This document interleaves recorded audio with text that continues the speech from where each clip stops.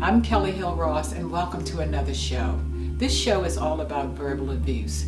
This is also Mental Health Month. Since we're all caught up in this pandemic, we thought it would be helpful to talk to you about verbal abuse since we're all seeing and living with each other on a real close basis, and sometimes we just might get on each other's nerves. There's a lot of tension in the world, and I'm sure you would like to know how to handle verbal abuse with a loved one, a child, or a relative. Our expert, Dr. Deborah Cooper, has some tips on how to handle that abuse and diffuse that extra tension. So get your cup of coffee, tea, or favorite beverage, and sit down and relax and listen to what she has to say. Verbal abuse is rampant. It's rampant in many, many relationships. It can start with your mother. It can start with your brother, your sister. It can start with a student at school who's bullying you. There's multiple ways that you become a victim. You become a victim by thinking, oh, this is normal, or I got to put up with it. And if I don't put up with it, then I'm just going to be berated anyway. I'm going to be made to feel like a fool. So I've got some books for you to check out.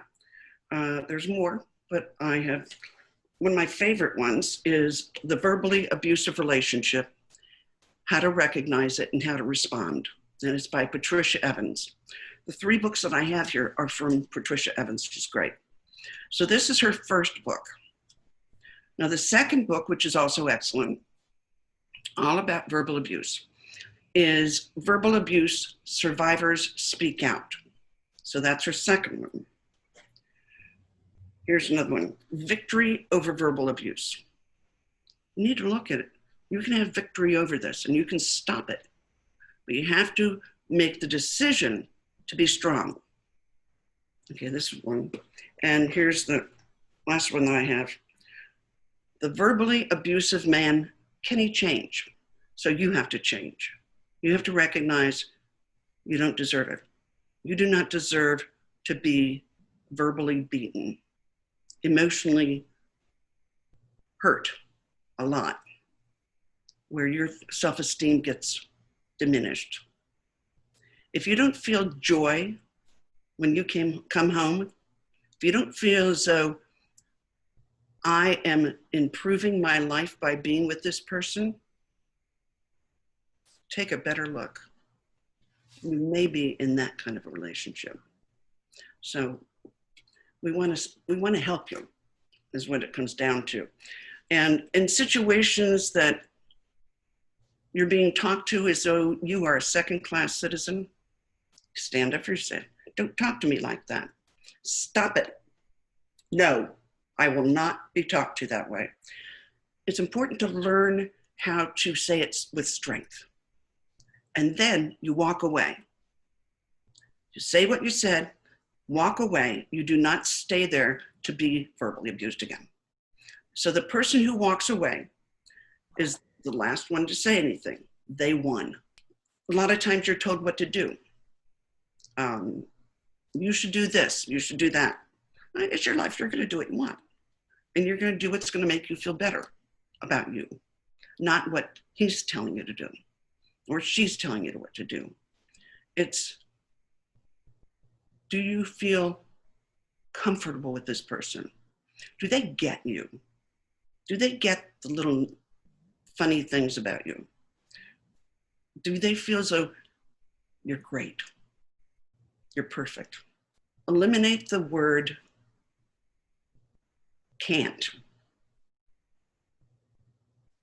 and change it to won't. Can't means that somebody else is pulling your strings. You're like the puppet. Won't means I chose it.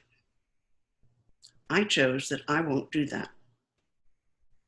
So you want to use more powerful language than you've probably been doing. Just know the word no and put your hand up.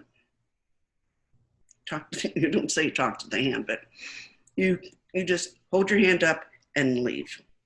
Go to another room, go out of the house, Go somewhere else, go to the bathroom, anything to get away from this situation so that you have started to take your power.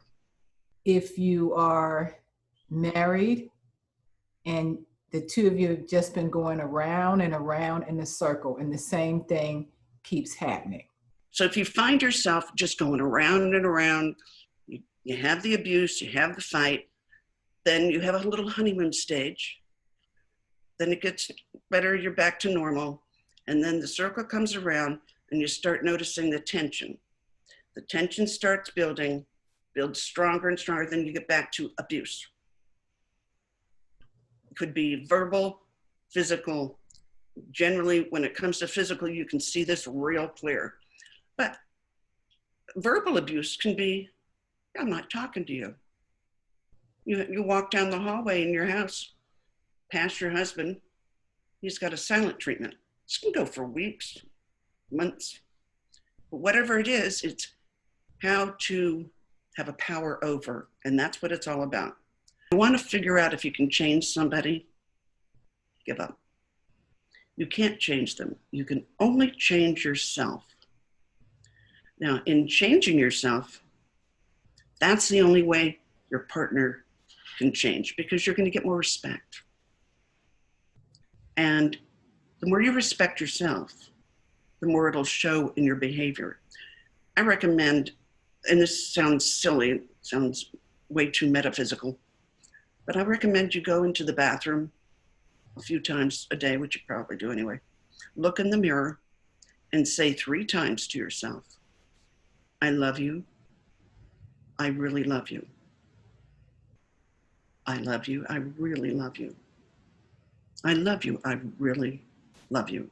Know that you're worthy, and loving yourself is one way. We can't just be in love or love somebody else. We have to first love ourselves. Otherwise, it's not real love. You're in a fantasy. You want to really be able to accept and have them accept you. You can contact me directly. There's on the bottom of the screen, you can see there's my phone number, my name, Dr. Deborah Cooper. And also you can Google me. You can email me, drdebcoop@aol.com. However, I'm better to reach by phone or text. That's the easiest.